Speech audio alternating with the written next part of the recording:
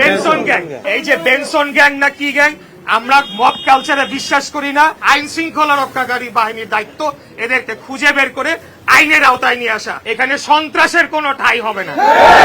আমি একটা বৈষম্য বিরোধী ছাত্র আন্দোলন বনানী থানা কমিটি, এটা কি ধরনের কমিটি সেটা আমি আপনাদের কাছে প্রশ্ন রাখতে চাই। বনানী থানা কমিটি রয়েছে রাজনৈতিক দলগুলোর এবং তার অঙ্গ ও সহযোগী সংগঠনগুলোর। মানে বিপ্লব হয়ে যাওয়ার পর, হাসিনা পালিয়ে যাওয়ার পর কি কারণে এখন থানা ভিত্তিক কমিটি করা হচ্ছে?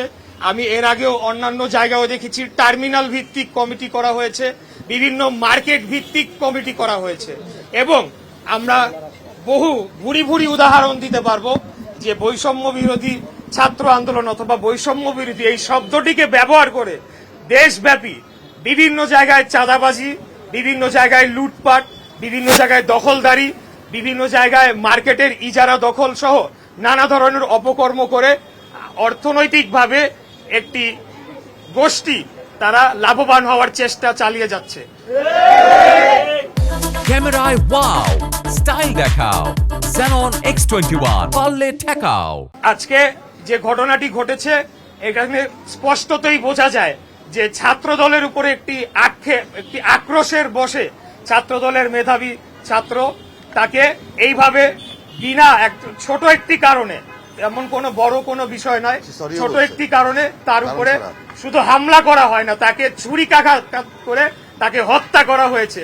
তার কারণ আমরা লক্ষ্য করেছি যে 5ই আগস্টের পর থেকে বাংলাদেশ জাতীয়তাবাদী ছাত্র দলের উপর সারা দেশব্যাপী বিভিন্ন ক্যাম্পাসে এক এক সময় এক এক নাম, কোন সময় বৈষম্য বিরোধী, কোন সময় সাধারণ ছাত্র, কোন সময় আরেক রাজনৈতিক দলের ছাত্র সংগঠনের পরিচয়ে আমাদের ছাত্রদের উপরে হামলা করা হচ্ছে।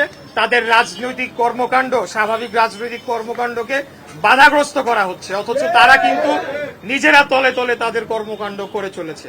অতএব আমি বলবো যে এই ধরনের কর্মকাণ্ডের মাধ্যমে বৈষম্য বিরোধী ছাত্র আন্দোলন যে সম্মানের জায়গায় ছিল আমাদের জনগণের কাছে, সেটিকে ক্ষুণ্ণ করা হয়েছে, সেটাকে সম্মানহানি করা হয়েছে। এবং আমি যেটা বুঝি এবং আমি যেটা বিশ্বাস করি, এই বৈষম্য বিরোধী ছাত্র আন্দোলনের সাথে যারাই যুক্ত ছিল হাসিনা বিরোধী আন্দোলনের সময়, তার ৯৯% তারা সরে গিয়েছে, তারা যার যার শিক্ষা প্রতিষ্ঠানে তাদের শিক্ষার কার্যক্রমে তারা যোগদান করেছে। অতএব এখন কারা এই বৈষম্য বিরোধী ছাত্র আন্দোলন ব্যানারটিকে ব্যবহার করছে সেটা একটা প্রশ্নের সম্মুখীন হয়ে দাঁড়িয়েছে। আমি গতকালকের কথা বলছি, দুপুর এবং বিকালে দুইটি স্ট্যাটাস দেয়া হয় তাদের অফিসিয়াল ফেসবুক পেজের মাধ্যমে। সেখানে ক্যাটাগরিক্যালি যেই দুইজন অভিযুক্ত ব্যক্তি যারা বৈষম্য বিরোধী ছাত্র আন্দোলনের কমিটিতে রয়েছে, হত্যাকারী, তাদেরকে নির্দোষ দাবি করে জোরালোভাবে বক্তব্য।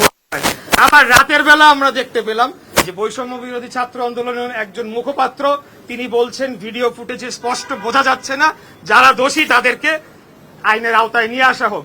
তাহলে কি কোনটা আমরা বিশ্বাস করব? প্রথমটা বিশ্বাস করব না দ্বিতীয়টা আমরা বিশ্বাস করব?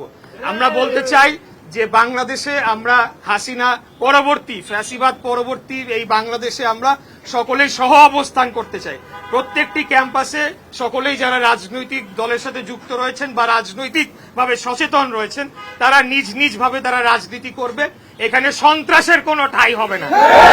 আমি কোন একটা গ্যাংয়ের নাম শুনতে পারলাম, আমি এখনই এখান থেকে বলছি, পুলিশ প্রশাসনের উদ্দেশ্যে বলতে চাই, তারা যথেষ্ট ভালো কাজ করেছে, কিন্তু মিল্টন কি বেনসন গ্যাং, কিন্তু আমরা জানতে পেরেছি যেহেতু এই সরকারের মধ্যে বৈষম্য বিরোধী ছাত্র আন্দোলনের প্রতিনিধিরা রয়েছে, তারা চাপ প্রয়োগ করছে যাতে তাদেরকে গ্রেফতার না করা হয়। এই ধরনের কর্মকাণ্ড বাংলাদেশের জনগণ মেনে নেবে না।